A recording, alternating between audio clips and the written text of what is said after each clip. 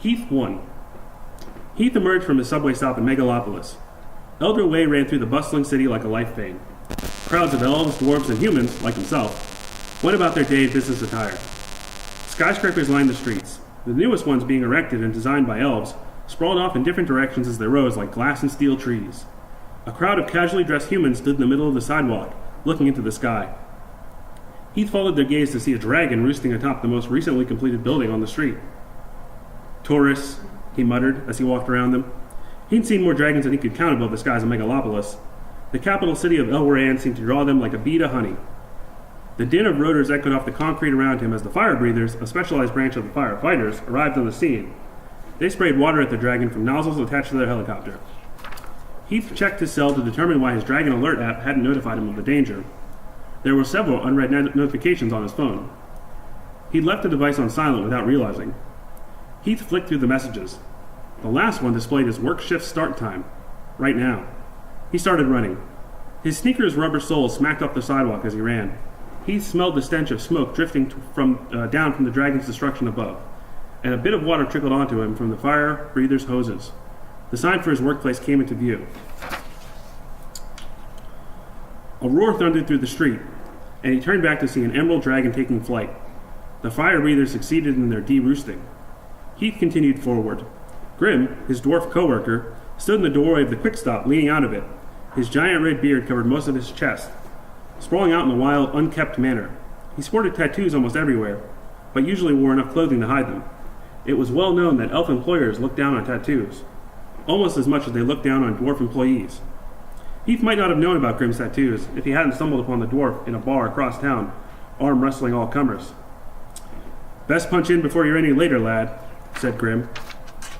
Heath dashed past Grim and stepped over the threshold into his workplace.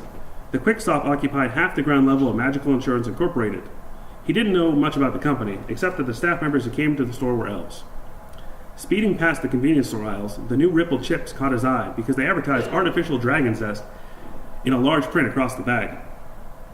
In the next aisle, a boy eyed a pregnancy prevention potion. When he saw Heath coming, he averted his gaze. Arriving at the staff room door, he nearly collided with his coworker, December, as she opened the door toward him. His heart fluttered as she gracefully sprung out of the way to let him pass. Her black hair followed her movement. He'd only ever seen a handful of elves with that color hair. It was rare amongst her race. "Miss Herbert said she wanted you on register, Heath." December walked past him toward where Grim now stocked shelves. "And she said she wanted you to clean the bathrooms tonight, Grim." Grim scowled as December disappeared around an aisle. Heath entered the tiny staff room. He picked up his name badge from the long table inside and punched in at the computer.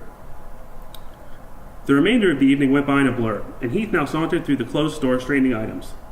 The lights faded as Miss Herbert, his manager, shut them off, and Heath went to the front of the store. December stood by the doors with a jacket on, ready to leave. Grim must have still been cleaning up in one of the aisles. She smiled at him, and he felt less tired. "How's that history assignment coming, Heath?" asked December. His heart pounded faster. "Good. Your anecdotes have been really helpful." "Well, I did live through the era," said December. Heath gathered his courage. "If you're not doing anything tonight, I have a bunch more questions I'd love to ask you. I'm actually meeting some friends, but I'll be free tomorrow." "That'd be great," said Heath. "But your mom needs to make that spicy dragon pie again," said December. "It's a deal," said Heath. He hoped his mother possessed the ingredients for the dish at home. The manager walked up with a pleasant smile. "We can head out now. You all did a good job cleaning up the store." Grim jogged over to join them by the entrance. They all helped lock the store shutter, said their farewells, and departed toward their respective destinations. A commute later, Heath was passing his next-door neighbor's home when a flash of light illuminated the porch. It was Steve, smoking a joint in a large blue bathrobe. Steve was one of the only elves to have a house in the predominantly human suburb of Ironville. Brown hair tickled his shoulders, and a 5 o'clock shadow darkened his face. "Hey, dude," said Steve. He was the most popular weed dealer in the area. Although the way Steve told his life story, he initially moved to the suburbs to sample all human drugs. Last time Heath asked, Steve said he tried Nightwinders, Black Cherry Firefall, Centaur's Delight, and Mage Minders. "Hey, Steve," said Heath, tossing him a nod. "How's your night going?" "Good so far. I'm keeping a watch out for muggers." Steve was always incredibly jovial and fun to be around, but Heath sometimes wondered if his mood only resulted from the drugs. According to some people in the neighborhood, he fought in a terribly bloody military campaign over a century ago. They said Steve took illicit substances to cope with the atrocities he'd seen during the war. If that were true, Steve never let on in front of Heath. In fact, the elf seemed to be the least bothered person he ever met. Steve stuck the joint out in Heath's direction. Do you want to smoke? The sleeve on his blue robe slid back to his elbow. No thanks, I think I'm just going to call it a night. All right, man, it's here if you need it. Steve laughed and went back to smoking. Heath moved past him and felt a wave of relief as he mounted the front steps. While he pulled out his key, he noticed a message from December. Looking forward to Dragon Pie tomorrow. Be over right after I visit my uncle, Terwin. Happy with the night's turn of events, Heath entered his home.